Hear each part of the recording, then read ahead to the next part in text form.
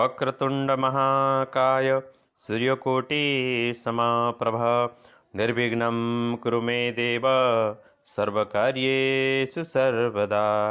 अखण्डमण्डलाकारं व्याप्तं येन चराचरं तत्पदं दर्शितं येन तस्मै श्रीगुरवे नमः। सच्चिदानन्दरूपाय विश्वोत्पत्त्यादिहेतवे तापत्रयविनाशाय श्रीकृष्णाय वयं नमः। ॐ नमः शिवाय। ॐ नमो भगवते वासुदेवाय। ॐ सर्वेभ्यो देवेभ्यो नमो नमः। हार्दिक प्रणाम, शुभ प्रभात। आदरणीय सज्जन महानुभावहरू, यो पावन प्रभातकालीन सत्सङ्गमा यहाँ सबैलाई हार्दिक स्वागत नमन गर्दछु। परमेश्वरको असीम अनुकम्पाले आज पनि सत्सङ्गमा सुयोग जुटेको छ। यो दिव्य प्रभातकाल उषाकालमा सूर्यका सुनौला किरणसँगै सत्सङ्गका दिव्य किरणहरू पनि हामीभित्र प्रकाशित भइरहेका छन्। टङ्क परियार प्रभु नमो नमः। हरे कृष्ण। रामप्रसाद दाहालज्यू हरि ओम नमन। राधिका सापकोटाज्यू राधे राधे। आउनुहोस् आजको विषयवस्तुमा प्रवेश गरौँ। हिजो हामीले कठोपनिषद प्रथम अध्याय तेस्रो बल्लीको 11औं मन्त्रसम्म चर्चा गरेका छौँ। हिजोको प्रसङ्गमा जीवात्मा भन्दा पनि पर अव्यक्त अर्थात् माया छ। त्यो मूल प्रकृति जो अव्यक्त हो त्यो माया छ र त्यो माया भन्दा पनि पर परमात्मा हुनुहुन्छ र परमात्मा भन्दा पर किञ्चित न सा काष्ठा सा परागतिः, त्यो भन्दा पर कुनै पनि छैन। त्यो परम तत्त्व भन्दा माथि पर केही छैन भन्ने विषयमा हामीले चर्चा गर्यौं। आज त्यही भावलाई, त्यही परम भावलाई, परमात्माको भावलाई पुष्टि गर्दै फेरि अगाडि यमराजले मुमुक्षु जिज्ञासु नचिकेतालाई बताएको जो प्रसङ्ग छ, अत्यन्तै गहन ज्ञानको प्रसङ्ग हो, त्यो हामी अहिले चर्चा गर्न गइरहेका छौँ। आदरणीय होमनाथ देवकोटा प्रभु राधे राधे। टङ्क परियार प्रभु हरि ओम नमो नारायण। राधिका सापकोटा राधे राधे। सुशीला निरौला दिजु राधे राधे हरि ओम। सीता भट्टराई माताजी राधे राधे हरि ओम। सबैलाई स्वागत कार्यक्रममा। हार्दिक प्रणाम, आभारी छु। अब 12औं मन्त्र कठोपनिषद प्रथम अध्याय तेस्रो बल्लीको 12औं मन्त्र। एष सर्वेषु भूतेषु गूढोत्मा न प्रकाशते दृश्यते त्वग्रया बुद्ध्या सूक्ष्मया सूक्ष्मदर्शिभिः। अर्थात् यो सबैको आत्मरूप परम पुरुष सर्वात्मा, आत्माको पनि आत्मा, सबैको आत्मारूप। हामी सबै आत्मा हौँ भने आत्माको पनि आत्मा चाहिँ के हो त? को हो त? परम पुरुष हो। उत्तम पुरुषत्वन्य परमेत्युदारितः यो लोकत्रयमाविश्य विभर्तव्य ईश्वर। श्रीमद् भगवत गीता 15औं अध्याय पुरुषोत्तम योगमा पनि यही तथ्य सत्य उल्लेख छ। पुरुषोत्तम सर्वेषु भूतेषु समस्त प्राणीहरूमा रहेर पनि गूढ मायाको पर्दाबाट छिपेर रहनुको कारणले न प्रकाशते, सबैलाई प्रत्यक्ष हुँदैन। परमात्मा भएर पनि, यही भएर पनि सबैलाई थाहा हुँदैन। यही छ गजब विचित्र। के को सातौं आश्चर्य, सेभेन्थ एट्थ वन्डर, यी सबै सामान्य हुन्। त्यसका हरेक कारण छन्, प्राकृतिक कारणहरू छन्। तर सबैभन्दा ठुलो वन्डर के हो त भन्दा परमात्मा यही भएर पनि सबैलाई साक्षात्कार हुँदैन, प्रत्यक्ष हुँदैन, अनुभव हुँदैन। त्यसैले तु सूक्ष्मदर्शिभिः, केवल सूक्ष्म तत्त्वलाई समझ्नेवाला पुरुषहरूद्वारा नै सूक्ष्म अग्रया बुद्ध्या, अति सूक्ष्म तीक्ष्ण बुद्धिबाट नै देखिन्छ। शुद्ध भएको, शुद्धिकरण भएको सूक्ष्म बुद्धिबाट नै परमात्मा ग्राह्य छ। दिव्य बुद्धिको ग्राह्य छ। स्थूल बुद्धिले, भोग बुद्धिले परमात्मा अग्राह्य छ, त्यो अनिर्वचनीय छ। त्यसैले गर्दा परमात्मालाई शुद्ध सूक्ष्म बुद्धिले देख्न सकिन्छ, अनुभव गर्न सकिन्छ। ल्याबमा लगेर ठ्याक्क इलेक्ट्रोनिक माइक्रोस्कोपले हेरेर यो गडलाई देखिँदैन। आत्मालाई पनि देखिँदैन, मनलाई त देखिँदैन। आकाशलाई त आकाश भन्छौँ हामी, आकाशको चाहिँ फिलिङ हुन्छ हामीलाई, यसको कद छ तर इफेक्ट हामीले देख्छौँ। आकाश भएको हुनाले यहाँ हामी फ्रिली यहाँ चल्न पाएका छौँ। आकाशलाई त आँखाले ठ्याक्कै देख्न सकिँदैन, त्यसलाई आकाश भन्ने होइन, ठोस वस्तु त छैन। यसको इफेक्ट देखिन्छ आकाशबाट, अग्निलाईसम्म देखिन्छ, आगोको ज्वालासम्म देखिन्छ, त्यो तेज तत्त्व देखिन्छ, तर जे हो त्यस्तै देखिँदैन, त्यसको पनि रूपान्तरण हुन्छ। अग्निका प्रकाशका पनि धेरै कलरहरू हुन्छन्, त्यो हाम्रो पात्रता, हाम्रो आँखाको चाहिँ त्यो ग्राह्यता अनुसार मात्रै देखिन्छ। संसारमा कुनै पनि वस्तु जे हो त्यस्तै ठ्याक्कै देखिँदैन। हामीले देख्ने कुरो र एउटा कुनै प्राणी, एउटा पशुले देख्ने त्यसको डाइमेन्सन, त्यसको एङ्गल, त्यसको कन्फिगरेसन फरक फरक हुन्छ। हामीलाई एउटा कमिलाले यही रूपमा देख्दैन, एउटा सानो पार्टको रूपमा देख्छ। सर्पले त्यही रूपमा देख्दैन, हात्तीले पनि पुरै मान्छेलाई त्यसरी देख्दैन। आँखा सानो हुन्छ उसको, उसले थोरै थोरै थोरै देख्छ, उसलाई जति देख्न पर्ने हो त्यति देख्छ उसले। मान्छे मात्र यस्तो एउटा प्राणी हो जसले चाहिने भन्दा बढी इन्द्रियलाई दुरुपयोग गर्छ, चाहिने भन्दा बढी यसलाई युज गरेको हुनाले मान्छेले दुःख पाएको हो। पशुहरू आफ्नो धर्ममा हुन्छन्, किनभने प्राकृतिक संरचना पनि त्यस्तै छ, जति चाहिन्छ त्यति डिजाइन गरिदिएको छ प्रकृतिले। सबै कुरो उनीहरूले देख्दैनन्। जुन हामीले देखेको संसार र एउटा पशुले देखेको संसारमा फरक छ। एउटा सानो भर्खर जन्मेको बच्चाले देख्ने संसार र हामीले देख्ने संसार, अनि त्यो ज्ञानेन्द्रियले ग्रहण गर्ने संसार फरक हुन्छ। वास्तवमा भन्यो भने हामी व्यक्तिको संसार पनि फरक छ, एउटै छैन यो संसार। त्यही भएर संसार भनेको के हो भन्दा जसले जसरी टेक गर्यो त्यस्तै अनुसारको हुने हो, जस्तो इनपुट गर्यो त्यस्तै चाहिँ आउटपुट देखिने हो। सबैको एउटै हुँदैन। एउटै व्यक्तिमा कसैको बहिनी भाव हुन्छ, कसैको श्रीमती भाव हुन्छ, कसैको आमा भाव हुन्छ, कसैको बच्चा भाव हुन्छ, कसैको के हुन्छ, होइन? भावै फरक पर्यो, दृष्टिकोणै फरक पर्यो। कसैलाई 1 लाख रुपियाँ दियो भने कसैले के सोध्छ, अब मैले के नपाएँ, अब मैले जीवनै बन्यो भन्ने सोध्छ। कसैले 1 लाख पायो भने अब के हो र 1 लाखले के हुन्छ र भन्ने हुन्छ। कसैले अलि टन्न धनवानले 1 लाख पायो भने यो दान दिन्छु कतै गरिब दुखी अनाथालयमा, मन्दिरमा कतै भन्छ। त्यसको प्रयोजन पनि फरक हुन्छ, त्यसको महत्त्व पनि फरक हुन्छ। खानेकुरा पनि त्यही हो, सबैलाई एउटै टेस्ट आउँदैन खानाको। कसैलाई एकदम महँगो विदेशी रक्सी दियो भने ओहो स्वर्गमा गए जस्तो हुन्छ कसैलाई, कसैले हेर्नै चाहँदैन, जसले मदिरा सेवनै गर्दैन। जसले कहिलेकाहीँ चाख्ने गरेको छ उसलाई चाहिँ त्यही हुन्छ।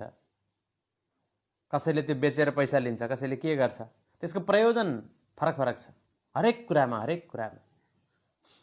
कसैले श्रीमतीलाई देवीको रूपमा देख्छन्, कसैले चाहिँ साथीको रूपमा देख्छन्, कसैले भोग्या एउटा चाहिँ साधनको रूपमा देख्छन्।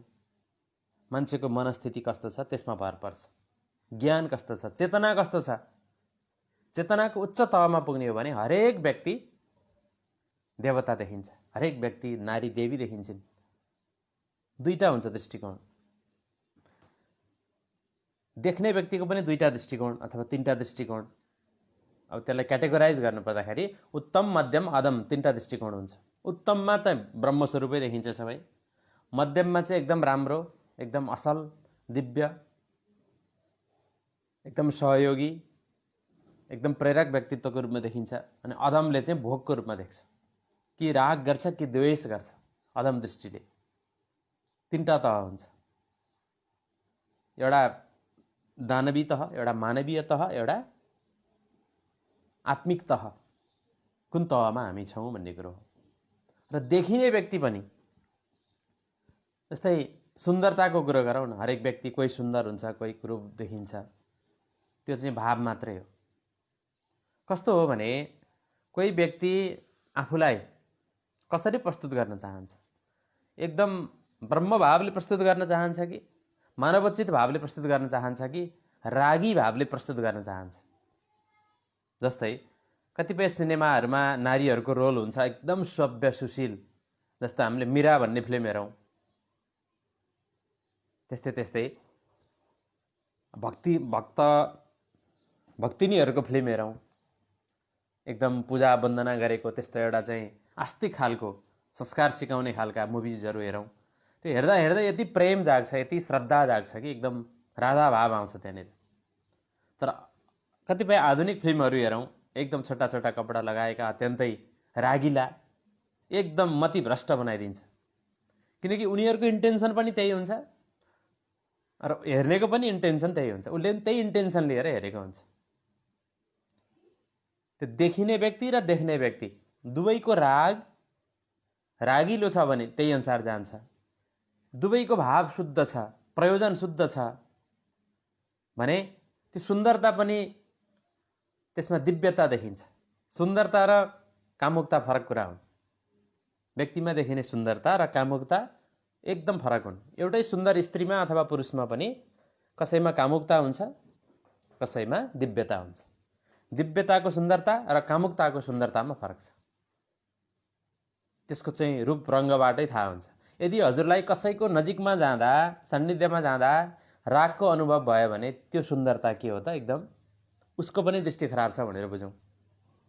उसको प्रस्तुति नै त्यस्तै हुन्छ, नटखट, त्यसको नखरा नै त्यस्तै हुन्छ भने कोही व्यक्तिको चाहिँ एकदमै सभ्य, शालीन, एकदमै प्रेरक, मातृत्व भाव झल्किने, देवी भाव, राधा भाव झल्किने, सीता भाव, दुर्गा भाव, लक्ष्मी भाव, गौरी भाव आउने त्यस्तो हुन्छ नारीहरूमा। पुरुषमा पनि दिव्यत्व हुन्छ, अत्यन्तै संयम हुन्छ, अत्यन्तै प्रेम हुन्छ, करुणा हुन्छ, त्यो सुन्दरताको पनि मानै हुन्छ त्यहाँनिर। त्यसैले हामीले संसारको सम्बन्धहरूमा पनि ख्याल गर्नुपर्छ कि हामी आफू कुन भावमा छौँ, हाम्रो स्थिति के छ, र त्यो प्रस्तुत हुने व्यक्तिको पनि भाव, त्यसको थट रिड गर्नुपर्छ कि हामीले त्यसको भावलाई भेदन गर्नुपर्छ, त्यो भावलाई जान्नुपर्छ। हामीले त्यो भाव भेद जान्नुपर्छ र त्यसको आधारमा हामी प्रस्तुत हुनुपर्छ। कुसङ्ग के हो, सत्सङ्ग के हो आफै छुट्टै पत्ता लगाउन सकिन्छ। हरेक कुरामा, चाहे भोजनमा, चाहे व्यक्तिमा, चाहे वस्तुमा, चाहे परिस्थितिमा, चाहे हरेक मुलाकातहरूमा त्यहाँ दिव्यत्व छ कि मानवोचित स्वार्थ छ कि अथवा एकदम अधम भोगको राग छ या द्वेष छ, नियत के हो, त्यो पत्ता लगाउन सक्नुपर्छ। सकिन्छ। त्यसैले कसको सङ्गत गर्ने, कसको नगर्ने एक क्षणको बसाइबाट पनि थाहा हुन्छ। र आफू कस्तो हो पहिलो आफैलाई मूल्याङ्कन गर्नुपर्छ। अत्यन्तै गहिरो कुरो छ। त्यसैले यो मन्त्रमा के भनियो भन्दा मायाको पर्दाबाट छिपिएको जो परमेश्वर हो सबैलाई प्रकाशित हुँदैन। यदि सबैमा रहेको ईश्वरलाई प्रकाशित रूपमा देख्ने हो भने, आफैभित्र रहेको ईश्वरलाई देख्ने हो भने सूक्ष्म बुद्धि, शुद्ध बुद्धि हुनुपर्छ, अन्तःकरणको शुद्धि हुनुपर्छ। यम, नियम, आसन, प्राणायाम, प्रत्याहार, धारणा, ध्यान, समाधि यी प्रक्रियाहरूबाट गुज्रिँदै जानुपर्छ। अन्तःकरणको शुद्धि, बाह्यकरणको शुद्धि गर्दै गर्दै जानुपर्छ। बल्ल बुद्धिलाई सूक्ष्म र शुद्ध बनाउन सकिन्छ भन्ने कुराको दिग्दर्शन यहाँ भएको छ। यहाँ धेरै साधक मित्रहरू आइसक्नु भएको छ, अत्यन्तै नियमित साधक मित्रहरू। कृष्ण निरौला प्रभु, राधे राधे, अत्यन्तै जिज्ञासु हुनुहुन्छ, अत्यन्तै भद्र व्यक्तित्व, निर्दोष व्यक्तित्व। कृष्ण निरौला प्रभु युएसबाट हुनुहुन्छ अहिले। शोभना अधिकारीज्यू काठमाडौँबाट राधे राधे। पुष्पा ढुङ्गानाज्यू राधे राधे। हरिओम गुरु भन्नुभएको छ। द्रोणाचार्य निरौला बुवा हुनुहुन्छ, हार्दिक नमन, स्वागत यहाँलाई। हरिओम गुरुदेव, हार्दिक नमन भन्नुभएको छ। राजन खनाल प्रभु, अमेरिकामा त अहिले रात्रिको समय भइसक्यो, अब विश्रामको समय भयो र पनि उहाँहरू सत्सङ्गमा जोडिनु भएको छ। यहाँहरू सबैलाई स्वागत छ। विष्णुप्रसाद कणेलज्यू, जय श्रीमन्नारायण। शरद सिग्देल दाजु, हरिओम नारायण, सबैलाई स्वागत छ कार्यक्रममा। हामी 19-20 जना भइसकेका छौँ। पछि युट्युबमा पनि यो अपलोड हुनेछ, फेसबुकमा पनि रेकर्डेड भएर बस्नेछ। यहाँहरूको सुविधाको लागि, सत्सङ्गको लागि हामी जहिले पनि तयार छौँ। मेसेन्जरमा हामी एनी टाइम उपलब्ध हुन्छौँ। लगभग शयनको बेला बाहेक अरू बेलामा हामी अनलाइनमै हुन्छौँ। यस्तै सत्सङ्गको यो क्रम हाम्रो कहिल्यै छुट्दैन। र बेलुका पनि जुम सत्सङ्गमा हामीले हिजोबाट ध्यानसहितको कार्यक्रम, साइन्टिफिक मेडिटेसन विथ सत्सङ्ग, SMS, सर्ट फर्ममा SMS, एकदम वैज्ञानिक ध्यान, विधिवत ध्यान, प्रक्रियागत ध्यान गर्दै हामीले ध्यानलाई 3 तहमा बाँडेका छौँ। त्यो सत्सङ्गलाई पहिलो ओपनिङमा हुन्छ सत्सङ्ग, भगवानको मङ्गलाचरण र सत्सङ्ग हुन्छ। दोस्रो सेसनमा हुन्छ सामान्य व्यायाम, आसन र प्राणायाम आधी घन्टा जति, र अन्तिम आधी घन्टा भनेको पुरा ध्यान। हामी ध्यानमै जान्छौँ। ध्यानका 5 वटा स्टेज छन्। त्यो स्टेजबाट हामी जान्छौँ। अत्यन्तै सहज छ, सबैले गर्न सक्ने, केही कठिन छैन। यहाँहरू जुम सत्सङ्गमा जोडिनु होला बेलुका 5:30 बजेदेखि लगभग 7 बजेसम्म। र जो जुम सत्सङ्गमा जोडिन असमर्थ हुनुहुन्छ उहाँहरूको लागि पनि फेसबुकमा त्यो प्रोग्राम रेकर्ड भएर पोस्ट हुनेछ, त्यो यहाँहरूले हेर्न सक्नुहुन्छ। यहाँहरूले जुन गरी आउनुभएको छ आफ्नो व्यायाम साधना ध्यान त्यो पनि गरिराख्नु होला। र केही नयाँ ढङ्गले सरल ढङ्गले सिक्न चाहनुहुन्छ भने सहजताको लागि हामीले पुरै प्र्याक्टिकल ध्यान सहितको प्राणायाम आसन एक्सर्साइज सहितको सरल एकदम सबैले अपनाउन सक्ने बालकदेखि वृद्धसम्म सबैको लागि मिल्ने मोडेस्ट त्यस्तो खालको साधना पद्धति सुरु गरेका छौँ। यहाँहरू जोडिन सक्नुहुन्छ एनी टाइम। हरे कृष्ण। सुदर्शन सिलवाल हरिओम नमन, सायद पहिलोचोटि आउनुभयो। लक्ष्मण विष्ट प्रभु भुटानबाट राधे राधे। हरे कृष्ण, सबैलाई स्वागतम। अब आउनुहोस् अर्को मन्त्र कठोपनिषद प्रथम अध्याय तृतीय बल्लीको 12औं मन्त्रपछि 13औं मन्त्रमा भगवान यमराज यमदेव आज्ञा हुन्छ विवेकशील मनुष्यलाई भगवानको शरण भएर कुन प्रकारले भगवानको प्राप्तिको लागि साधना गर्नुपर्छ। यस्तो हो नि, भक्ति साधना भनेको कस्तो हो भने ज्ञान भक्ति एउटै हो।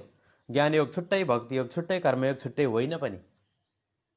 एकदमै अल्टिमेटमा जाने हो भने, सारमा जाने हो भने यहाँ मार्गभेदै छैन। मैले पहिला पनि भनेको छु, मार्गभेद छैन। तत्त्वदर्शीहरूले मार्गभेद देख्दैनन्। कुन अद्वैती हो, कुन द्वैती हो, कुन ज्ञानयोगी हो, कुन भक्तियोगी हो, कुन तान्त्रिक हो, कुन मान्त्रिक हो, कुन यान्त्रिक हो, यो पनि हुँदैन। भेदै छैन वास्तवमा। नबुझ्दासम्म अत्यन्तै प्रारम्भिक अवस्थामा बुद्धिले तत्त्वलाई नठम्ब्याएसम्म, मूल राजमार्ग नपक्रेसम्म चाहिँ धेरै धेरै बाटा भए जस्तो लाग्छ, तर होइन। यहाँनिर भगवानको शरण भएर पनि भगवानको प्राप्ति गर्नको लागि साधना गर्ने हो। अर्थात् भगवानलाई पाएर अब भगवानलाई फेरि पाउने, अर्थात् भगवानमा स्थित रहने साधना कसरी गर्ने।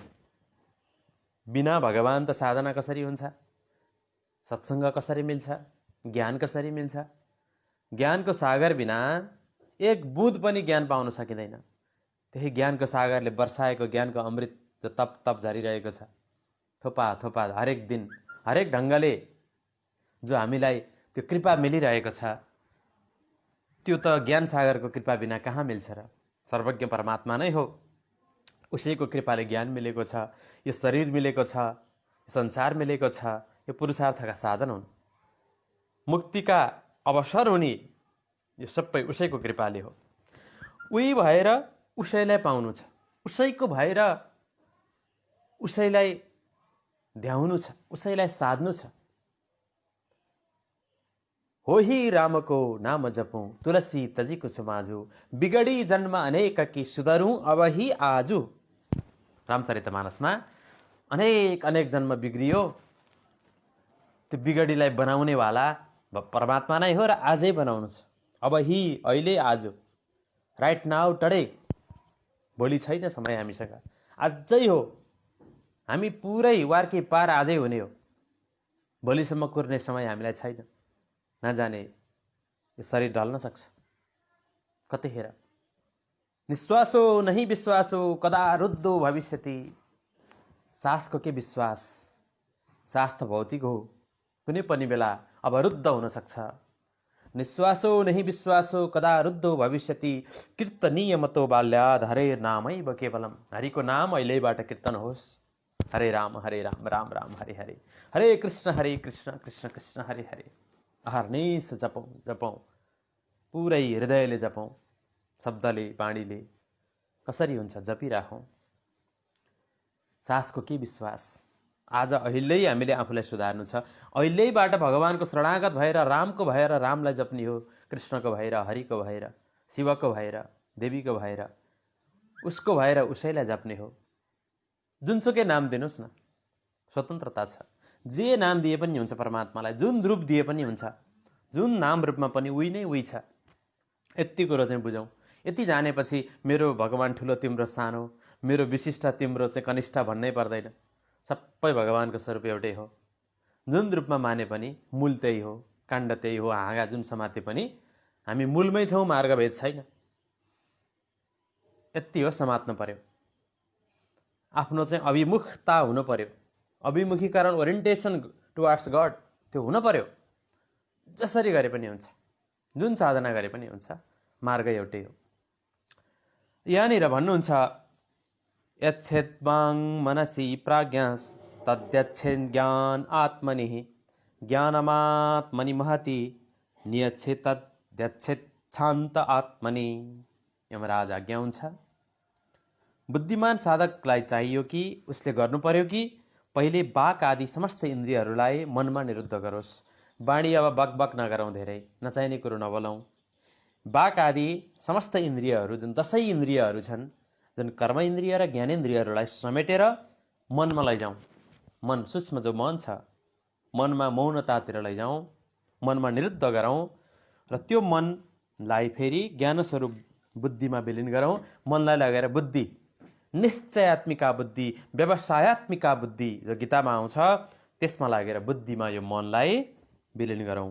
मन अब तुलबुल हुँदैन, एक निष्कर्षमा जान्छ, बुद्धिमा जान्छ। त्यो ज्ञान स्वरूप बुद्धिमा, जो आत्माबाट प्रकाशित भएको जो ज्ञानले आलोकित भएको बुद्धिमा लगेर मनलाई पनि विलिन गरौँ र ज्ञान स्वरूप बुद्धिलाई पनि महान आत्मामा विलिन गरौँ। अब बुद्धिलाई पनि कहाँ लैजाने त? आत्मामा लगेर विलिन गर्ने। बुद्धि, चित्त, अहङ्कार समष्टिलाई लगेर त्यो परम आत्मामा, त्यो आत्मामा विलिन गरौँ। आत्मकेन्द्रित बनाऊ, सोल कन्सस बनाऊ।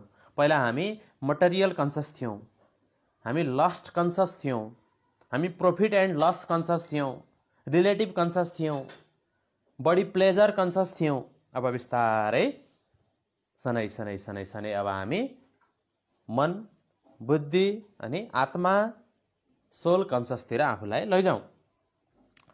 तब त्यो शान्त स्वरूप परम पुरुष परमात्मामा विलिन गरौँ। प्रक्रियागत कस्तो राम्रो कुरो आयो। आत्मालाई पनि लगेर कहाँ विलिन गरौँ त? परमात्मामा लगेर विलिन गरौँ। क्रमैसँग क्रमिक यात्रा हो। यसैलाई ध्यान भनिन्छ। ध्यानम निर्विषयम मन तत्र प्रत्येकतानतानाम ध्यानम। त्यो तद्वस्तु तस्य वाचक प्रणव, त्यो ओमकार स्वरूप परमात्मामा लगेर आफ्नो इन्द्रियहरूलाई मन, मनलाई बुद्धि, बुद्धिलाई आत्मा, आत्मालाई परमात्मामा लगेर समाहित गर्ने, विलिन गर्ने। विलिन भनेको जिरो होइन, गलत अर्थ लाग्छ। आत्मा परमात्मामा लिन भयो, सकियो। सकिएको छैन, एक भएको छ, युनाइटेड भएको छ, अझ शक्तिशाली भएको छ, अझ उसको अस्तित्व विलिन जिरो भएन, अझै बढ्यो अस्तित्व, उसको महत्त्व बढ्यो, सामर्थ्य बढ्यो आत्माको। अब परमात्मासँग जोडिएपछि योगी भयो त्यो। आत्मा कहिले पनि सकिँदैन। न शरीर सकिएको छ, योगी हुँदैमा शरीर नरहने, मन नरहने भन्ने नि होइन। मनमा राग नरहने, शरीरमा भोग नरहने, आत्मामा अज्ञान नरहने हो। सबै कुरो रहन्छ, एज इट इज हामी हुन्छौँ योगी भएर पनि। तर हाम्रो दृष्टि, वृत्ति सबै डिभाइन हुन्छ, प्रेमपूर्ण हुन्छ, शान्त हुन्छ, कन्फ्युजन रहित हुन्छ। त्यो हो। यसरी परमात्मामा लगेर विलिन गर्ने हो क्रमैसँग। यसलाई ध्यानको पद्धति, यो हामी बेलुका पनि ध्यानको अभ्यासै गर्छौँ। अब अहिले सैद्धान्तिक ज्ञान मात्रै भयो, यसलाई मनन गरिराखौँ र परम पुरुष परमात्मामा लगेर विलिन गरिदिने हो।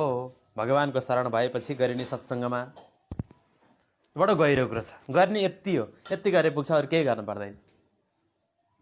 यति गर्नलाई हामीलाई अझै संशय हुन्छ, जिज्ञासा हुन्छ, डाउट्स हुन्छ र सारा उपनिषद बनाउनु परेको छ। एउटा उपनिषदले पुगेन, 120 उपनिषदहरू छन्। उपनिषदले मात्रै पुगेन, मान्छे अल्झियो। गीता चाहियो, सबै उपनिषदको सार गीता चाहियो। गीताबाट अझै प्रश्न हुन्छ कि कर्म के हो, ध्यान के हो, जीवन के हो, जगत के हो, सबै कुराको पुरा व्याख्या चाहिँ गीतामा छ। अझै क्रमैसँग छ त्यहाँनिर। गीतामा सबै उपनिषद छ। कठोपनिषदमा एउटा आत्मज्ञान विषयक छ, परमात्मा ज्ञान विषयक छ भने कर्म गर्ने कला, संसारमा जिउने कला सबै गीतामा पनि छ। यो चाहिँ एउटा भावमा ऋषिमुनिहरूले लेखेका हुन्, मन्त्रद्रष्टा ऋषिहरूले। र गीता चाहिँ स्वयं भगवानको वाणी हो। उपनिषद भन्दा पनि गीता विशिष्ट हो। गीता चाहिँ छोड्न हुँदैन। उपनिषद चर्चा गर्न सकिएन भने, अध्ययन गर्न सकिएन भने गीताको अध्ययन चाहिँ छोड्न हुँदैन। एउटा सार ग्रन्थ त पक्रिनै पर्छ। सरिता पोखरेल दिजु, feeling blessed hearing your divine वाणी प्रभुजी भन्नुभएको छ। Hare Krishna. All his, praise the lord, सबै हिज ग्रेस हो, अलमाइटीको ग्रेस हो सबै यो। हरि शर्मा सर अस्ट्रेलियाबाट हुनुहुन्छ, अत्यन्तै सत्सङ्गी जिज्ञासु आदरणीय व्यक्तित्व हुनुहुन्छ आदरणीय हरि शर्मा सर। खत्री नवीन, राधे कृष्ण, सुदर्शन सिलवाल हार्दिक नमन, राधे राधे, सबैलाई प्रणाम, स्वागत कार्यक्रममा। अब 14औं मन्त्रमा यस प्रकार परमात्माको स्वरूपको वर्णन गरेर उसको प्राप्तिको महत्त्व र साधन बताएर अब श्रुति मनुष्यलाई सावधान गर्दै भन्दछ। वेद वाक्यले, यमराज बताउनुहुन्छ त्यहाँनिर, वेद वाक्यले कसरी सावधान गराउँछ त हरेक जीवात्माहरूलाई, हरेक व्यक्तिलाई पल पल झस्काउँछ वेदान्तले। यो हो वेदान्त, परम ग्रन्थ, ज्ञान भक्तिको चरम उत्कर्ष हो वेदान्त। यहाँनिर भन्नुहुन्छ, उत्तिष्ठत जाग्रत प्राप्य वरान् निबोधत, क्षुरस्य धारा निशिता दुरत्यया दुर्गम पतस्तत् कवयो वदन्ति। हामीले सुनिराखेका थियौँ, उत्तिष्ठत जाग्रत प्राप्य वरान् निबोधत, क्षुरस्य धारा निशिता दुरत्यया दुर्गम पतस्तत् कवयो वदन्ति। बहुत गहिरो छ यसको अर्थ, बहुत व्यवहारिक पनि छ। के छ भने, हे मनुष्य उठ, सुतेकाहरू उठ, जाग, सावधान हौ, र उठेकाहरू दौड, दौडेकाहरू उड भन्ने आशयमा यो लाग्छ। हे सुतेका मनुष्यहरू, अज्ञानको निन्द्राबाट उठ, अब सुत्ने बेला छैन, दुर्गति हुन्छ फेरि। उठ, जाग, सावधान हौ, सावधान बन। वरान प्राप्य, श्रेष्ठ महापुरुषलाई पाएर, श्रेष्ठ महापुरुषहरूलाई, सन्तहरूको सङ्गत गरेर, उनीहरूद्वारा हिँडिएको बाटो हिँड। सन्त महापुरुषको पाउमा पूजा गर होइन, उसलाई सबै सम्पत्ति लगाएर देऊ होइन, त्यस्तो होइन। उनीहरूबाट ज्ञान सुन र उनीहरू हिँडेको बाटो हिँड। महाजन येन गता सपन्था, उनीहरूलाई अवलम्बन गर, मार्गदृष्टि देऊ, त्यसरी भन्न खोजेको हो। महापुरुषलाई पाएर त्यो उनीहरूको नजिकमा गएर उनीहरूद्वारा उनीहरूलाई जिज्ञासा र सेवा गरेर, निबोधतः, त्यो परब्रह्म परमेश्वरलाई जान। परब्रह्म परमेश्वर कस्तो छ, तिमी कस्तो हौ जान, जीवन जगत के हो जान। किनकि कवयः, त्रिकालज्ञ, कवि भनेको त्रिकालदर्शी हो। तत्त्वविदलाई कवि भनिन्छ, ज्ञानीलाई कवि भनिन्छ। यहाँ त अहिले टुटेफुटे यसो कविता लेखियो भने कवि भइयो। कवि त ठुलो उपाधि हो नि। शास्त्र वेद अनुसार त कवि भनेको त एकदमै भावदर्शी हो। यो संसार देख्ने मात्रै होइन, जहाँ पुग्दैन रवि त्यहाँ पुग्छ कवि भनेको छ नि साहित्यमा। हो, त्यो साहित्यकार कवि हुनु भनेको त जहाँ आत्माको बोधै छैन, जहाँ परमात्माको बोधै छैन भने त्यो के कवि? त्यो त बाहिरी बाहिरी आवरणको चाहिँ व्याख्याता हो। त्यो त सतहदर्शी हो। सतहदर्शी कवि हुँदैन, बाहिर बाहिरको देखेको सुन्दरता मात्रै प्रशंसा गर्ने। अहिले भनियो नि, स्त्रीको बाहिरी रूपको प्रशंसा गर्ने कवि होइन। स्त्रीको त्यो सुन्दरताको पनि कारण के होला? झन् कति सुन्दर होला हो। त्यो सुन्दरताको पनि कारण रूप, लावण्य, ज्ञान, मुस्कान, सबै कुराको त्यसको पनि स्रोत के हो त? त्यो श्री च नारीणाम, त्यो नारीको श्री पनि मै हुँ भन्नुभएको छ नि भगवान्ले। त्यो सुन्दरताको पनि स्रोतलाई भेट्टाउने, अनुभव गर्ने र आफ्ना सुन्दर शब्दद्वारा व्याख्या गर्ने पो कविता। जसले ब्रह्मलाई जान्दछ त्यो, तत्त्वलाई जान्दछ त्यो हो कवि। त्यस्ता कवि त 2-4 जना होलान्, 8-10 जना होलान्, धेरै भए। वेदव्यास त्यही कवि हो, परम कवि वेदव्यास हो। ऋषि मनीषीहरू कवि हुन्, जसले उपनिषद लेखे, वेद लेखे, गीता लेखे, होइन? वास्तविक कविता ती पो हुन् त। कविता भनेको त यथार्थपरक, एकदमै तत्त्व बोध गराउने खालको हुनुपर्छ। कवय भनेको त्रिकालज्ञ, ज्ञानीजन, उनलाई कवि भनिन्छ। तत्पथ, त्यो तत्त्वज्ञानको मार्गलाई जान्नेवाला नै कवि हुन्छ। छुरस्य, छुराको एकदम तिखो नोक, सुईको नोक, चुच्चो। छुरस्य निशिता दुरत्यया, निशिता दुरत्यया, तीक्ष्ण कि हुई दुस्तर, धारको सदृश। उनीहरूले बताउँछन्, उनीहरूले बताएका छन् कविहरूले कि यति कठिन छ त्यो, यस्तो कठिन छ नि त्यो ज्ञानको मार्ग, तत्त्वज्ञानको मार्ग। तीक्ष्ण छ, दुस्तर छ, धाराको सदृश, दुर्गम, अत्यन्त कठिन पनि छ। जुन मार्गलाई कविहरूले तत्त्वदर्शीहरूले अत्यन्त कठिन बताएका छन्। कठिन पनि छ, सावधान गराएको छ वेद वाक्यले कि उठ जाग, त्यो रहस्य त्यो साध्य प्राप्त गर्नको लागि पर। जुन पाउन अत्यन्त कठिन छ, जुन कुरालाई तत्त्वदर्शीहरूले बताएका छन्, जुन मार्ग उनीहरू हिँडेर पुगे, ती कविहरू, वास्तविक कविहरू ती हुन् जो रसमय छन्, रसो वैसहलाई रसज्ञ भएका छन्, मर्मज्ञ रसिक भएका छन्। त्यो रसरूप परमात्मालाई प्राप्त गरेर, त्यो परमात्मालाई प्राप्त गर्न अत्यन्त कठिन पनि छ है। सावधान, त्यति सजिलै हुँदैन। यसो पूजा गर्दैमा पनि हुँदैन। पूजा गरेर सकियो, दान गरेर सकियो, हुँदैन। ज्ञान चाहिन्छ, भक्ति चाहिन्छ, समर्पण चाहिन्छ, अहङ्कारलाई पुरै मेटाउनुपर्छ। यसका धेरै विधि र प्रक्रिया पनि छन्। ज्ञान, ध्यान, भक्ति, सेवा चाहिन्छ। षट सम्पत्तिको पालना गर्नुपर्छ। समदमादि षट सम्पत्ति, विवेक, वैराग्य, समदमादि षट सम्पत्ति, मुमुक्षत्व, शरणागति चाहिन्छ है। जाग, अब सुत्ने बेला छैन भनेर श्रुतिले सम्झाएको छ। अगाडि ब्रह्म प्राप्तिको मार्ग यति दुस्तर किन छ त? फेरि किन छ त? ब्रह्म प्राप्ति, भगवत प्राप्ति यति कठिन किन छ? यो जिज्ञासामा परमात्माको स्वरूपको वर्णन गर्दै त्यो जान्नेको फल, त्यो साध्यलाई वर्णन गर्दै त्यसको फल किन कठिन छ भन्दा, संसारमा पनि सबभन्दा ठुलो टप पोस्टमा पुग्नका लागि कति मेहनत गर्नुपर्छ नि। ठुलो मेहनत गर्नुपर्छ भने त्यो जुन ब्रह्मज्ञानबाट प्राप्त हुने जुन सच्चिदानन्द घन ब्रह्म हो, त्यो प्राप्त गर्नु भनेको त धेरै ठुलो कुरो हो। धेरै उच्च प्राप्ति हो त्यो त। संसारको पद त मिल्छ, टुट्छ, एकछिनलाई सुख त हुन्छ, र पनि कति मेहनत छ, कति पसिना बगाउनु पर्छ, कति निन्द्रा, भोग, प्यास भन्नुहुन्न, कति कुरा सहन पर्छ संसारमा, कति गाह्रो छ। हामी सबै गृहस्थीहरूलाई थाहा छ यो कुरो। तर त्यो परमात्मा त झन् महान हो नि त। त्यो शाश्वत पद हो नि, अमर पद हो नि। संसारको चाहिँ क्षर पद हो, त्यो अक्षर पद हो। त्यसैले त्यो प्राप्त गरेपछि के हुन्छ त्यसको फल बताउनुहुन्छ यमराजले कि अशब्दमस्पर्शमरूपमव्ययम् तथा रसं नित्यमगन्धवच्चयत् अनाद्यनन्तं महता परं ध्रुवं निचायतन मृत्युमुखात् प्रमुच्यते। त्यो अमर पद कस्तो छ त भन्नुहुन्छ यहाँनिर। हरे कृष्ण, दण्डवत प्रणाम, सत्य हो भन्नुभएको छ मन्जु थापा। राधे राधे माताश्री। हरिशरण गैरेज्यू राधे राधे। सरिता पोखरेल दिजू नमन। वसन्त सिगदेल नमस्कार ज्वाइँ भन्नुभएको छ दाजु। नमो नमः। हरे कृष्ण, प्रणाम, नमस्कार। सरिता पोखरेल दिजू राधे राधे। सबैलाई स्वागतम पुनः पुनः। नमो नमस्ते। अब यो मन्त्रमा 15औं मन्त्रमा के छ भने जो शब्दरहित, स्पर्शरहित, रूपरहित, रसरहित, एउटा खास रूप हुँदैन परमात्माको, परिवर्तनशील रूप हुँदैन, त्यो दिव्य रूप हुन्छ, सच्चिदानन्द विग्रह हुन्छ परमात्माको। अरूपम, रसरहित भनेको सांसारिक फिका रस हुँदैन त्यसमा। शब्दरहित, स्पर्शरहित, दिव्य, पुरै दिव्यता, टोटल डिभिनिटी हो त्यो। र बिना गन्धवाला यस्ता सांसारिक गन्धहरू पनि हुँदैन त्यहाँ।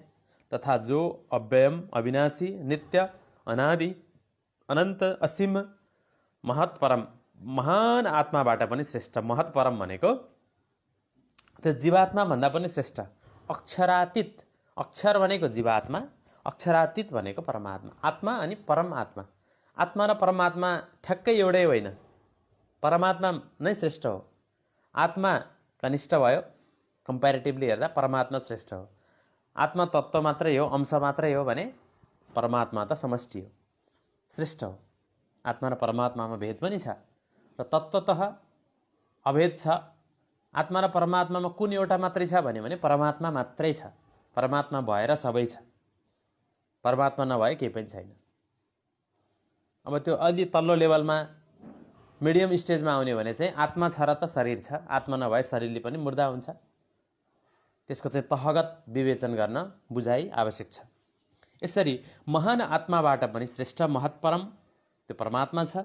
ध्रुवम, सर्वथा सत्य तत्त्व हो। त्यो परमात्मालाई निश्चय जानेर मनुष्य मृत्युमुखात, मृत्युको मुखबाट सदाको लागि छुट्दछ, अमर हुन्छ, जन्म मरणको चक्करमा भड्किनु पर्दैन। त्यो मर्दैन। अब मर्नु त हाम्रो भाव हो, शरीरको मरणलाई मरण भनिँदैन वास्तवमा। मृत्यु भएपछि स्वाहा सबै इतिश्री इहलीला समाप्त भयो भन्छन् नि। सर्वस्व गयो, अब सकियो भन्छन् नि। सकिएको हुँदैन। शरीर पनि सर्ने हो, जीव पनि सर्ने हो, मर्ने भन्ने केही पनि हुँदैन। मृत्युको भयबाट पनि मुक्त हुन्छ। मृत्युको भय त सबैलाई हुन्छ, तर पनि मृत्युको भय पनि टुट्छ र हुने कुरो भएरै छाड्छ। त्यसलाई स्वाभाविक रूपमा लिन सकिन्छ। अरूलाई हेर्दै हेर्दै अन्तिममा आफैमा घटित गर्ने हो। यो संसारमा जति हामीले हेर्छौँ, वैराग्य धारण गर्छौँ, त्यो मर्ने कला हो। यो आर्ट अफ डाइङ हो क्या। जीवन जिउने कला त्यति महत्त्वपूर्ण हुँदैन जति मर्ने कला छ। जिउने कला त भोगको कला हो वास्तवमा। जसले जीवन जिउने कला, जीवन मात्रै सबै थोकको, लाइफ इज एभ्रिथिङ भन्छ नि, त्यो त एउटा क्षणिक बुझाइ हो।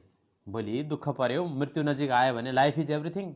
No, life is something, death is something, but god is everything. Divinity is everything. दिव्यता नै सबै हो। भगवान नै समग्र हो। असंशय समग्रमा भगवान हुनुहुन्छ। होलिस्टिक गॉड हो। जीवन सबै थोक होइन। हामी जीवनवादीहरू पनि छौँ। कतिपय साधकहरू, जीवनवादी साधकहरू। जीवन केलाई भन्ने? खाने, लाउने, भोग गर्ने, संसारमा प्रगति गर्ने, यही हो जीवन। यतिलाई जीवन भनिन्छ। पुरुषार्थ गर्ने, मेहनत गर्ने, एकदम कर्म गर्ने, अनि फल भोग्ने, रमाउने, सुख दुःख झेल्दै रमाउँदै, दुःखमा पनि सुख देख्दै, सुखमा सुख भोग्दै, जीवनमा रमाउने रमाउने, कमाउने रमाउने, कमाउने रमाउने, यही हो त जीवन। यसलाई भन्छ जीवनवादी दृष्टिकोण भन्छन्। जीवनलाई फेसिलिटेट गर्ने। यति जीवनलाई मान्नुहुन्छ भने तपाईँ आध्यात्मिकै होइन।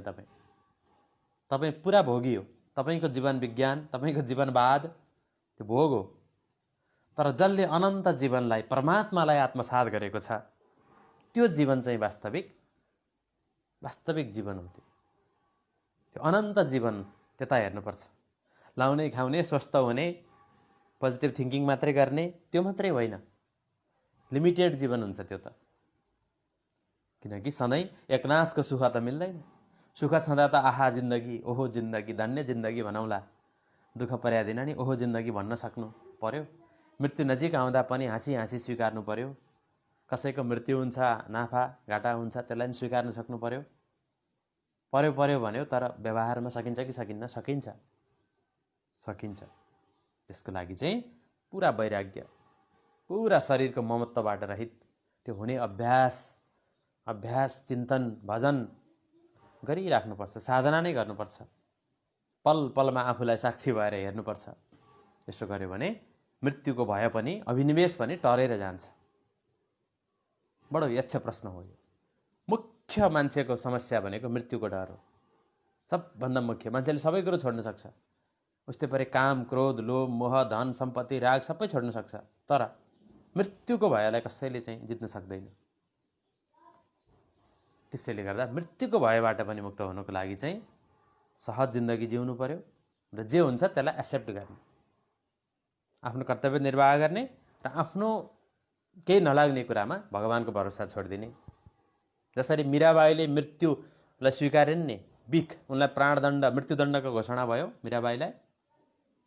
उनले चाहिँ धर्मद्रोह, अनेक द्रोह गरेको, पतिद्रोह गरेको आरोप लगाइयो षड्यन्त्रपूर्वक। विषपान गरिन्, अरू उपाय थिएन। तर विष अमृत भयो उनलाई, विष लाग्दै लागेन। त्यस्तो हुन्छ। त्यो मृत्यु पनि अमृत भयो। यस्तो अवस्थामा पुग्न सकिन्छ।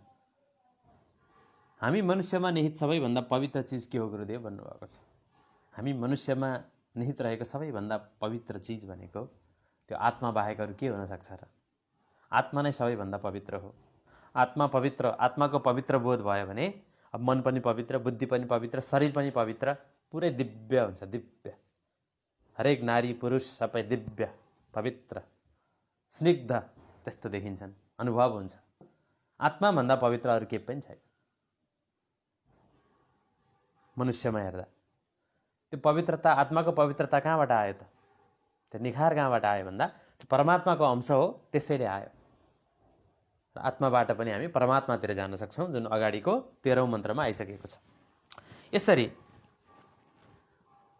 जुन महान आत्माभन्दा पनि श्रेष्ठ परमात्मा हो, सर्वता सत्य तत्त्व हो, त्यो परमात्मालाई जानेर मनुष्य मृत्युको मुखबाट पनि बच्न सक्छ, सधैँको लागि छुट्दछ। अनावृत्ति शब्दात् अनावृत्ति शब्दात् स मृत्यु तरति य एवं वेदः। मृत्युबाट त्यो तरेर जान्छ। सबभन्दा ठुलो पुरुषार्थ मृत्युको भयलाई मुक्त जित्नु हो, मृत्युको भयबाट मुक्त हुनु हो, आर्ट अफ डाइङ हो। शरीर एउटा नदी जस्तो हो कि गुरुदेव, एउटा किनार दुःख हो भने अर्को किनार सुख। भीष्म द्रोण तथा जय द्रथजला गन्धार निरुत्पला। भीष्म र द्रोण जस्तो मर्यादाका सिमानाहरू जसले नुन खाएका छन्। शरीरका किनारा, जीवनको किनारा भनेको जीवनलाई अड्याउने के हो त भन्दा हाम्रो एउटा एउटा अडानहरू छन्। भीष्मको प्रतिज्ञा जस्तो, द्रोणाचार्यको प्रतिज्ञा जस्तो जीवनलाई अड्याउने, जीवनप्रतिको हाम्रो राग, हाम्रो मान्यता शरीर हो। यो हाम्रो प्रारब्ध, हाम्रो अहिलेको मान्यता नै हाम्रो शरीरको रूपमा रहेको छ। शरीर पनि एउटा मान्यता हो। कुनै दिन यो मान्यता नरहन सक्छ। कसरी नरहन सक्छ? साधकहरूले बारम्बार भन्नुभएको छ कि हामीलाई कस्तो एउटा लेसन छ कि अझै पनि हामी आध्यात्मिक साधकहरूलाई पनि यस्तो लेसन काउन्सिलिङ गरिएको छ कि बडा सङ्गीन कुरो छ यो। शरीर भएन आत्मा अडिन्छ, शरीर भएन आत्माले काम गर्छ, शरीर भएन आत्मा सार्थक हुन्छ भनिन्छ। शरीरको प्रयोग गरेर हो आत्माले पुरुषार्थ गर्छ, तर शरीर नहुँदा पनि आत्मा रहन्छ, आत्मा अस्तित्वशील हुन्छ। यो शरीरले आत्मालाई अड्याएको होइन। कुरो उल्टो लाग्छ है। शरीरले आत्मालाई अड्याएको होइन, तर हामीलाई त्यो सिकाइन्छ, यस्तै हामीलाई लाग्छ। होइन, आत्माले शरीरलाई अड्याएको। राम्रोसँग बुझौँ, गहिरो कुरो हो यो। शरीरले आत्मालाई अड्याएको होइन, रथले रथीलाई अड्याएको होइन, रथीले रथलाई अड्याएको हो, आत्माले शरीरलाई अड्याएको हो। घृताधारम पात्रम वा पात्राधारम घृतम भन्ने यहाँ तर्क आउँछ। सांसारिक दृष्टिले हेर्दा पात्राधारम घृतम, भाँडोले घिउलाई अड्याएको छ, धानेको छ। तर आध्यात्मिक दृष्टिले हेर्दा घृताधारम पात्रम, त्यो घिउ हुनाले पात्र भयो, घिउ नभए पात्र पनि चाहिँदैन। आत्मा हुनाले शरीर छ, शरीर भएर आत्मा भएको होइन। मरेपछि पनि त शरीर त हुन्छ नि, आत्मा ल्याएर राख्न सकिन्छ। अब त्यो शरीरले काम गर्छ। शरीरको कुन नसोक फुटेको थियो, अपरेसन गरेर जोडिदिउँ न, एउटा घाँटी काटिएको थियो, जोड्न मिल्छ। तर आत्मा ल्याएर हाल्न कसरी सक्छ? सक्दैन। प्रमुख कुन रहेछ? शरीर हो कि आत्मा? आत्मा हो। आत्माले शरीरलाई अड्याएको हो। आत्माको सङ्कल्प हो शरीर, आत्माको चाहना हो शरीर, आत्माको प्रारब्ध पनि हो शरीर। जुन दिन प्रारब्ध शून्य हुन्छ, चाहना शून्य हुन्छ, इच्छा शून्य हुन्छ, जिउनु र बाँच्नुको अर्थ पनि हुँदैन, कुनै अर्थ हुँदैन। अप्रिय लाग्छ यो, कठोर लाग्छ यो, तर तीतो सत्य यही हो। एकदम बर्निङ ट्रुथ यही हो। आत्माले अड्याएको हो सबै कुरो। आत्मा छ र त यो शरीर छ। त्यसैले ध्यान फोकस केमा गर्ने? पहिलो प्राथमिकता शरीरलाई होइन, आत्मालाई दिनुहोस्। वेदान्तले भन्न खोजेको त्यही हो, बारम्बार बारम्बार। आत्मालाई दिनुहोस् अनि परमात्मालाई दिनुहोस्। अरू कुरा त सबै आफै मिल्छन्, आफै मिल्छन्। जति दिन जिउनु छ जिउनु र मर्नु, कति बाँच्ने, अध्यात्मको मापदण्ड यो होइन। तपाईँ कति वर्ष सुखी भएर बाँच्नुहुन्छ, यो आध्यात्मिक हुनुको मापदण्ड यो हुँदै होइन। जसले यसरी ठान्छ त्यो घोर भौतिक हो। त्यसले आध्यात्मिक साधना गरेर पनि उसले केही पाएकै छैन, जानेकै छैन। अध्यात्मलाई पनि उसले भोगको साधनको रूपमा, कसरी अझै निरोगी हुने, कसरी बाँच्ने, कसरी तन्दुरुस्त हुने, भौतिक प्रयोजनले अध्यात्मलाई साधेको हुन्छ। हुँदैन, खबरदार। यदि आध्यात्मिक नै हो भने आत्मालाई पहिलो प्राथमिकता, अनि शरीर यसका सम्बन्धी पछि पछि आफै आउँछन्। ती पहिलो प्राथमिकता हो आत्मा। सबभन्दा सुन्दर चिज आत्मा, आवश्यक चिज आत्मा, मूल चिज आत्मा, केन्द्र नै आत्मा हो। आदरणीय शोभना अधिकारीज्यू कति गहिरो प्रश्न सोध्नुभयो। बोध हुनु जरुरी छ। बोध हुने कसलाई हो त? आफैलाई हो। अरूलाई हेर्ने नै होइन। सोध्नु जरुरी छैन तपाईँलाई बोध भएको छ कि छैन। हामीले कसैलाई सोध्नु छैन, आफैलाई भएको छ कि छैन आफैलाई हेर्ने हो। आफैतिर फर्काउने यात्रा हो यो। कुनै गुरुले शिष्यलाई सोध्न जरुरी छैन, शिष्यले गुरुलाई सोध्न जरुरी छैन, कसैले कसैलाई सोध्न जरुरी छैन। आफैलाई सोधौँ, हामीलाई यो बोध भएको छ कि छैन, आत्मबोध भएको छ कि छैन। आत्मालाई पहिलो प्राथमिकता हामीले दिएका छौँ कि छैनौँ, आफूले आफैलाई सोधौँ। अर्कालाई सोध्नु भनेको त्यो समयको बर्बादी मात्रै हो। प्रेरणा लिन सकिन्छ, त्यो सबै भगवानकै कृपा हो। त्यो प्रेरणा पनि। राधे राधे, अगाडि बढौँ। यहाँसम्म एउटा अध्यायको उपदेशलाई पूर्ण गरेर अब यो आख्यानलाई श्रवण र वर्णनको महात्म्य बताउनुहुन्छ। यो आख्यानको महत्त्व, यसको महात्म्य बताउनुहुन्छ। अब प्रथम अध्यायको तेस्रो वल्लीको अन्तिम भइसकेको छ। नाचिकेतमुपाख्यानं मृत्युप्रक्त सनातनम् उक्त्वा श्रुत्वा च मेधावी ब्रह्मलोके महीयते। बुद्धिमान मनुष्य यमराजद्वारा भनिएको नचिकेताको यो सनातन उपाख्यान, यमराज र नचिकेताको बीचको जुन एउटा उपनिषद चर्चा जो छ, यो वर्णन गरेर जसले वर्णन गर्छ, जसले एक आपसमा सुनाउँछ, सुन्छ, मैले सुनाएको हो नि त, मै यमराज त होइन, म पुरै बोध भइसकेको भनेर बुझ्ने कुरो पनि भएन। कसैले त्यसरी बुझ्नु हुँदैन। यो सबै साझा ज्ञान हो। यो जसले जसरी बुझे पनि हुन्छ। हामी सबै महासागरमा आएका छौँ अहिले पौडी खेल्न। को कति गहिराइमा जाने आफआफ्नो कुरो हो, आफआफ्नो कुरो हो। श्रवण गरेर त्यो ब्रह्मलोकमा महिमान्वित हुन्छ, प्रतिष्ठित हुन्छ, उसले ब्रह्मलोकै प्राप्त गर्छ। जसले श्रवण गर्छ, आदान प्रदान गर्छ र बोध गर्छ, त्यो ब्रह्मलोकमै प्रतिष्ठित हुन्छ। यो कुरो हो। पौडिन जानियो भने उत्रिन्छ, जानिएन भने बगिन्छ। होइन र गुरुदेव, कति सुन्दर। पौडिन जानियो भने उत्रिने हो, जानिएन भने बगिन्छ। सही हो, एकदमै सही कुरो।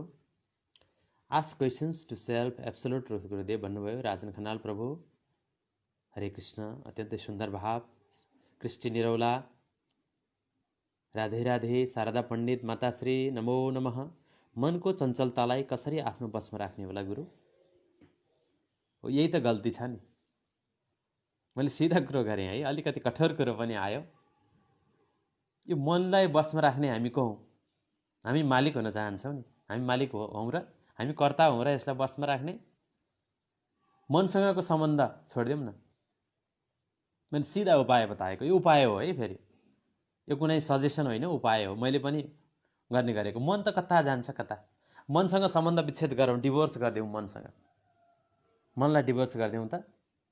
मनले शक्ति पाएको, चञ्चल हुने शक्ति कहाँबाट पाएको हो? अर्काले बनाइदिएको होइन, हामी आफैले दिएको हो। त्यो लुप होल हामीले आफैले दिएको हो।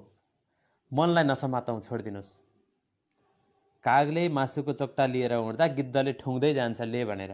कागले दिँदैन, तर पनि गिद्धले दुःख दिएको उसलाई महसुस हुन्छ। त्यो छोडिदिएदेखि त शान्ति हुन्थ्यो नि। राग नराखे त हुन्थ्यो नि। राग राखेको कसले हो? आफूले हो, हामीले। मनमा राग राख्नाले राग पुरा हुँदैन। इच्छा राख्नाले, मनसँग मिलेर इच्छा राख्नाले, भोकको इच्छा राख्नाले इच्छा पुरा हुँदैन। नभएपछि, इच्छा पुरा नभएपछि अनि फेरि अर्को कुरा, अर्को इच्छा आउँछ, चिन्ता आउँछ, तनाव हुन्छ। मनलाई छोडिदिने सिधा ध्यानको विधि यही हो। मनलाई छोडिदिने, डिट्याच हुने। ध्यानको विधिमा हामीले के गर्छौँ त? साक्षी भावको अभ्यास गर्छौँ। साक्षी भावको अभ्यास गर्दा अनेक विचार आउँछ, चञ्चलता आउँछ, के हुन्छ, तर त्यसलाई वास्तै नगर्ने। Just ignore it. हामी बाटोमा हिँड्दा साइडमा के आउँछन्, को हुन्छन्, हामीले हेरेर बस्छौँ। त्यो फुर्सद हुन्छ हामीलाई? हेर्न थाल्यौँ भने त हाम्रो यात्रा नै टुङ्गिन्छ, दुर्घटना हुन्छ, अगाडि गाडी ठोकिन्छ। छोडिदिने। सिधा आफ्नो राजमार्गमा हिँडौँ, आत्मबोधको राजमार्गमा, परमात्मातिर जाउँ, परमात्माकै नाम जपिराखौँ। राजमार्गमा हिँड्दै आफ्नो गन्तव्यलाई सम्झिराखौँ। अगाडि दृष्टि, अर्जुन दृष्टि राखी छोडौँ।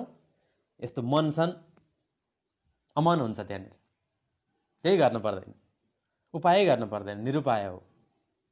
केवल परमात्माको नाम जप्दै अगाडि बढौँ, यो मन आफै ठेगानमा आइहाल्छ।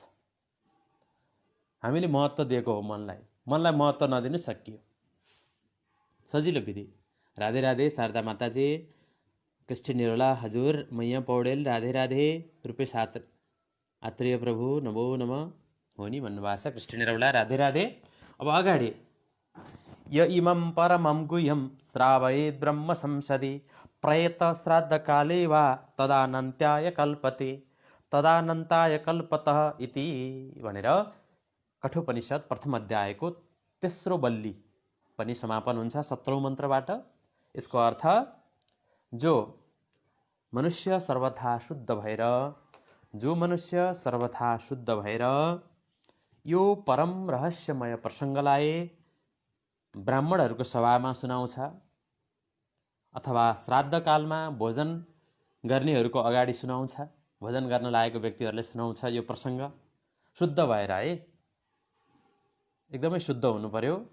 परम गुह्य रहस्यमय प्रसङ्ग जिज्ञासु मुमुक्षुहरूलाई, ब्रह्म जिज्ञासा गर्ने ब्राह्मणहरूलाई जसले सुनाउँछ अथवा श्राद्धकालमा भोजन गर्नेहरूलाई सुनाउँछ, त्यो श्रवण गराउनु त्यो श्रेष्ठ कर्म हो। अनन्त भएको कारणले गर्दा त्यसले अविनाशी फल दिन्छ। जति सुनायो त्यति फल आफैलाई मिल्छ। मैले जति यहाँ सत्सङ्ग गरिरहेको छु, वास्तवमा भन्यो भने यदि कोही सुध्रिएछ भने म हो। यो साधक सुध्रिन्छ। मैले कसैले सुधार्न मैले सक्दिनँ, कसैको बेडा पार मैले गराउन सक्दिनँ। सुध्रिएछु भने म हो। जिम्मा मैले मेरो मात्रै लिने हो, मैले अरू कसैको जिम्मा लिन सक्दिनँ। जसले सुन्दछ, सुन्ने व्यक्तिले पनि यदि कल्याण कसैको गर्छ भने आफ्नो गर्छ। हरेक व्यक्तिले आफै कल्याण गर्ने हो। अरूको कल्याण भनेको चाहिँ त्यो भगवानको भरोसा, भगवानको कृपाले यदि दुई चारवटा राम्रा कुरा निस्किएछन् भने त्यो भगवानको कृपाले सुन्ने व्यक्तिलाई फाइदा हुन्छ, मुक्तिको मार्ग तय गर्छ उसले। तर विवेकानन्दले पनि भन्नुभएको छ नि, उहाँले प्रश्न सोधियो, यत्र हजारौँ लाखौँ युवाहरूलाई प्रशिक्षण दिनुभएको छ, खै त कतिजना सुध्रिए, खै रिमार्केबल खै भन्दा विवेकानन्दले भन्नुभयो, सुध्रिएको छ त, मैले त देखिरहेको छु। को भन्दा म आफू सुध्रिएको छु। सबै मैले आफूलाई सुधार्नलाई गरेको हो। दुई धारे तरबार हो यो सत्सङ्ग। यता लैजाँदा आफूलाई काट्छ, उता लैजाँदा अरूलाई पनि बाटो देखाउँछ, अरूलाई पनि प्रेरणा मात्रै दिन्छ। तर मुख्य सुधार्ने त आफैलाई हो। आफूलाई नहानिकन अरूलाई हान्न सक्दैन। दुई धारे तरबारले आफूलाई नै हान्छ, अरूलाई पनि प्रेरणासम्म दिन्छ। कुरो त्यस्तो। श्रवण गराउनु, श्रवण गर्नु, यो दुवै सत्सङ्ग हो। अनन्त भएको कारणले यसले अविनाशी फल अवश्य दिन्छ। त्यो अनन्त हुनुमा समर्थ हुन्छ। तत् आनन्त्याय कल्पते इति भनेर उपनिषदको यो ब्रह्मवाक्यको समापन भएको छ। कठोपनिषद पहिलो अध्यायको तेस्रो बल्ली। भोलिबाट दोस्रो अध्याय सुरु हुनेछ। अत्यन्तै गहिरो प्रसङ्ग आउनेछ। यसरी जो मनुष्य विशुद्ध भएर सावधानीले यो परम रहस्यमय प्रसङ्गलाई तत्त्व विवेचनपूर्वक भगवत प्रेमी शुद्ध बुद्धि ब्राह्मणहरूको सभामा सुनाउँछ। हामी सबै ब्राह्मण हो, सबै ब्राह्मण हो हामी, जसले ब्रह्म जिज्ञासा गरेका छौँ। अथवा श्राद्धकालमा भोजन गर्नेवाला ब्राह्मणलाई सुनाउँछौँ। त्यो वर्णन रूप कर्म अनन्त फल दिनेवाला हुन्छ, अनन्त समर्थ हुनमा समर्थ हुन्छ। दोस्रोचोटि भनेर यस प्रकार सिद्धान्तको निश्चितता र अध्यायको समाप्तिको लक्ष्य गराउनुहुन्छ यमराजले। हरिओम तत्सत। धन्यवाद गुरु। तर हजुरले भनेको कुरा व्यवहारमा लागू गर्न गाह्रो रहेर सोधेको थिएँ। सही भन्नुभयो यहाँले, गाह्रो लाग्छ व्यवहारमा। कम्तीमा ठिक छ, व्यवहारमा गाह्रो हुन्छ, सुरुमै झ्याप्पै लैजाउँदा व्यवहारमा गाह्रो हुन्छ। कृष्ण प्रभु, कृष्ण निरौला प्रभु, ध्यान गर्दा त यो अभ्यास गर्नुहोस् न, गरौँ न। ध्यान गर्दा मनलाई छोडिदिनुहोस्, पुरा साक्षी, सासलाई हेरौँ, साक्षी बनाऊ, संवेदनालाई हेरौँ, साक्षी बनाऊ। जेसुकै होस्, तपाईँ ध्यान गर्न आधी घन्टा बस्नुहुन्छ भने घरमा जेसुकै होस् नउठ्नुहोस्, केही प्रवाह नगर्नुहोस्, केही नसोध्नुहोस्। काम बिग्रेला, भत्केला, जे छ छोडिदिनुहोस्। छोडिदिने हो के, let it be, let it be. जे मनमा विचार आउँछ त्यसलाई पनि छोडिदिनुहोस्। या छोडिदिउँ, स्वाहा, स्वाहा विधि भन्छ कि यसलाई। जे आउँछ त्यसलाई स्वाहा, त्यसलाई बेवास्तै गर्ने, इग्नोरै गरिदिने। इग्नोर गर्दै फकाएर लैजाने विधि पनि हुन्छ। फकाएर लैजाँदा फेरि त्यसले दुर्घटना निम्त्याउन सक्छ। मनलाई फकाउने विधि पनि छ, तर सबभन्दा सठिक भनेको इग्नोरै गरिदिने। इग्नोर गर्दै जाने, आधी घन्टा चुप्प लागेर बस्ने, बस्दा बस्दै अमनको अवस्था हुन्छ। अनि त्यसपछि चङ्गा हुन्छ। अभ्यास गरौँ है, यसमा मैले धेरै भन्दिनँ। र पछि फकाउने विधि छ मनलाई, एउटा व्यवस्था गर्ने विधि, अर्को फकाउने विधि छ। फकाउने विधिमा चाहिँ अब व्यवहारमा गर्ने हो, फकाउने चाहिँ व्यवहारमा हो। ध्यानमा बस्दा फकाउने होइन, फेरि अर्कै ध्यान गर्ने भने फेरि नयाँ संसार रचिन्छ फकाउँदा। स्थिर बस्दाखेरि मनलाई फकाउने होइन, व्यवस्था गर्ने। अब व्यवहारमा चाहिँ फकाउने हो। छोराछोरीलाई फकाएर काम लिइन्छ, स्टाफलाई फकाइन्छ, आफूलाई पनि फकाइन्छ। यस्तो गरौँ, यसो गरे यसो हुन्छ, यति गरौँ, योभन्दा बढी गर्नु पर्दैन भन्ने गर्नुपर्ने कुराहरू मात्रै गर्ने। ठ्याक्कै रुल इज रुल, स्ट्रिक्ट हुनुपर्छ। गर्नुपर्ने कुरा गरौँ, गर्नु नहुने कुरा नगरौँ। यो अभ्यास हो। अभ्यास छैन त कौन्तेय वैराग्य न च गृह्यते। एकैचोटि एउटै सूत्रले ठ्याक्कै हुँदैन, त्यो गर्नै पर्छ, ध्यानमै जानुपर्छ, व्यवहारमै भिज्नुपर्छ। हजुरले सक्नुहुन्छ, गरिराख्नु भएको छ। हजुरले गरेको कुरालाई हजुरले सबै सुन्नु भएको छ नि, ज्ञान त। यसलाई हजुरले एउटा के भन्छ त्यसलाई, एप्रुभ नभएको, एप्रुभ गर्न खोज्नु भएको मात्रै हो। ज्ञान हजुरसँगै छ, पहिला अलरेडी छ ज्ञान, त्यसलाई हजुरले एप्रुभ गर्ने हो शास्त्रको आधारमा, सन्तहरूको सत्सङ्गको आधारमा। धेरैले गरेपछि 5 जनाले हुन्छ भनेपछि त्यो कुरो सही हुन्छ नि। 5 जना ज्ञानी मित्रहरूले भनिदिए भने त्यो कुरो सही हुन्छ भने जस्तै हो यो। हजुरलाई यो थाहा छ विधि पद्धति, व्यवहारमा गाह्रो लाग्छ तर गाह्रो छैन, मनलाई नियन्त्रण गर्न सकिन्छ। आफ्नो एउटा नियम बनाएर नियममा चल्ने, त्यसलाई भन्छ धर्म। त्यो धर्ममा चल्यो भने मन त यसै शान्त हुन्छ, मन ठेगानमा आइहाल्छ। आजलाई यति गरौँ। भवतु सब मङ्गलम। ओम असतो मा सद्गमय, तमस्यो मा ज्योतिर्गमय, मृत्योर्मा अमृतम गमय। हरि ओम। शान्ति शान्ति शान्ति।